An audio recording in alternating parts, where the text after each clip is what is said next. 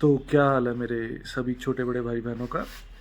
तो कल हमने एक वीडियो करी थी जिसमें कि मैंने बताया था कि अगर आपको अगर वर्कआउट शुरू करना है तो क्या आपको चीज़ें ध्यान में रखनी चाहिए और क्या चीज़ें आपको पता होनी चाहिए। तो अब बात आ जाती है जी, जिन्होंने 6 महीने 1 साल 1.5 साल 2 साल हो गए हैं जिनको वर्कआउट करते हुए एक्सरसाइज करते हुए, बट अब उनकी ग्रोथ रुक गई है या वो स्टैगनेंट हो गए हैं या वैसे ही उनको मतलब कोई जो वो चाहते थे वो रिजल्ट नहीं मिल पा रहा, या इस चीज़ में कुछ जिनको थोड़ा टाइम हो गया करते करते।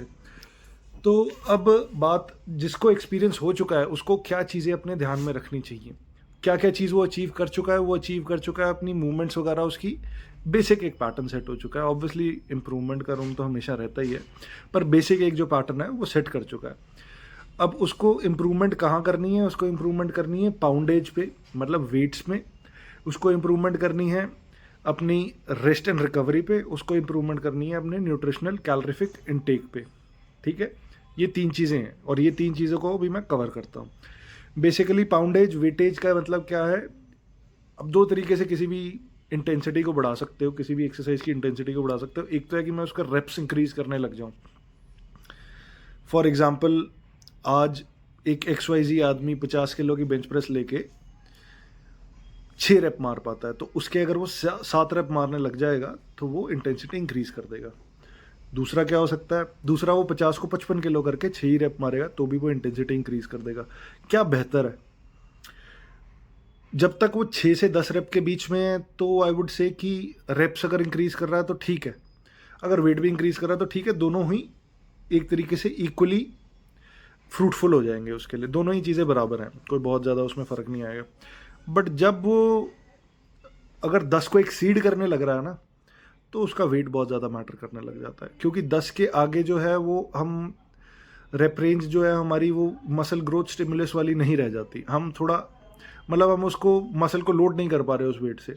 मैं तो कहूँगा अगर आप थोड़े से एडवांस हो चुके हो, आपको 2 ढाई साल हो चुके हैं, तो आप थोड़ा और लोअर रेप रेंज में आ सकते हो कंपाउंड मूवमेंट में। कंपाउंड मूवमेंट मतलब bench press, squats, dead lifts या कोई भी और, जैसे जिसमें एक से ज़्यादा जॉइंट यूटिलाइज हो रहे हैं आपके। तो ये हो गई आपकी स्ट्रेंथ ट्रेनिंग की बात, कि हम उसको इंटेंसिटी को इंक्रीज करेंगे धीरे धीरे और कंपाउंड मूवमेंट्स पे ज़्यादा ध्यान देंगे। कंपाउंड मूवमेंट्स हर एक्सरसाइज, हर मसल ग्रुप में कंपाउंड मूवमेंट्स हम यूज़ कर लेते हैं। जैसे चेस्ट में पुश डे में हम बेंच प्रेसेस यूज़ करेंगे, शोल्डर प्रेसेस यूज़ करेंगे, है ना। ट्राइसेप्स में बार डिप्स वगैरह यूटिलाइज करेंगे, close grip bench presses utilise करेंगे, लेग्स में हम स्क्वाट्स यूटिलाइज करेंगे, लेग प्रेसेस यूटिलाइज करेंगे, बैक में हम लैट पुल डाउन यूटिलाइज करेंगे, और ओवरऑल स्ट्रक्चरली हम डेड लिफ्ट्स यूटिलाइज करेंगे। तो ये वाली चीज़ें जो है कंपाउंड लिफ्ट्स, तो हम अपने वर्कआउट में सबसे पहले इनको स्टैक करेंगे और बाद में हम जो है आइसोलेटेड मूवमेंट्स पे, जैसे कि फ्लाइज पे, जैसे कि लेग एक्सटेंशंस पे, वो बाद में जाएंगे, बाद में उस पर फोकस करेंगे। मेजरली हम अपनी एनर्जी एक्सपेंडिचर को इसकी तरफ ज़्यादा यूटिलाइज करेंगे। दूसरी चीज़ आ जाती है जी रेस्ट एंड रिकवरी। अब रेस्ट एंड रिकवरी क्या होता है? साउंड स्लीप जो है ना, बहुत ज़रूरी है हमारे लिए, क्योंकि हम जितनी भी चीज़ें बिल्ड करेंगे वो ज़्यादातर अपने सोते टाइम, नहीं तो एक्टिव रिकवरी के टाइम पे करेंगे। पहले हम सोने को कवर कर लेते हैं। सोना कितना चाहिए? मैं कहूँगा 6 घंटे से कम अगर कोई सो रहा है तो गलत है। लेकिन अब सो मैं 8 घंटे रहा हूँ, लेकिन हर 1.5 घंटे में उठ रहा हूँ कोई ना कोई चीज़ की वजह से, तो वो उससे ज़्यादा ख़राब है। साउंड स्लीप, रेन स्लीप इसको कहते हैं, साउंड स्लीप बहुत ज़रूरी है। 6 से 7 घंटे एटलीस्ट अगर आप सो रहे हो तो वो एडिक्वेट है। 8 सो जाओ तो बहुत अच्छा है, पर 6 से 7 का सो रहे हो तो more than enough. Active recovery क्या होती है? एक्टिव रिकवरी होती है बहुत लो इंटेंसिटी की कार्डियो, जो आपका ब्लड फ्लो अच्छा करे, इम्प्रूव करे। बहुत लो इंटेंसिटी की कार्डियो मतलब वॉक, पार्क में वॉक करी 15-20 मिनट, आधा घंटा हमने वॉक करी, बहुत लो इंटेंसिटी, टहलते हैं जैसे हम लोग। तो ऐसी चीज़ें इंक्लूड करने से भी आपकी रिकवरी जो है बेटर होगी। अब तीसरी और बहुत ही इंपॉर्टेंट, और जिस पे बहुत ही ज़्यादा लोग मिसगाइडेड है, न्यूट्रिशनल कैलोरीफिक इनटेक। पहले तो हमारे को फिगर आउट करना पड़ेगा एक तरीका कि कैलोरीफिक इनटेक हमारे को चाहिए कितना। बहुत सारी बेसिक गाइडलाइंस हैं, लेकिन फिर भी वो बहुत ज़्यादा स्पेसिफिक है हर आदमी का। चाहे वो वेट मेरे जितना एक आदमी हो, मेरी हाइट का हो, मेरे जितना मसल लेक्चर हो, ज़रूरी नहीं है मेरा और उसका कैलोरीफिक इनटेक इक्वल होगा। ठीक है, क्योंकि इंटरनल प्रोसेसेस हमारे अलग अलग होते हैं, बॉडी इंडिविजुअल अलग अलग होती है, तो ज़रूरी नहीं है हम सेम खाएं और हमें सेम रिजल्ट आए। थोड़ा बहुत कैलोरीफिक इनटेक हमारा 100, 200, 300 ऊपर नीचे हो सकता है ज़रूर।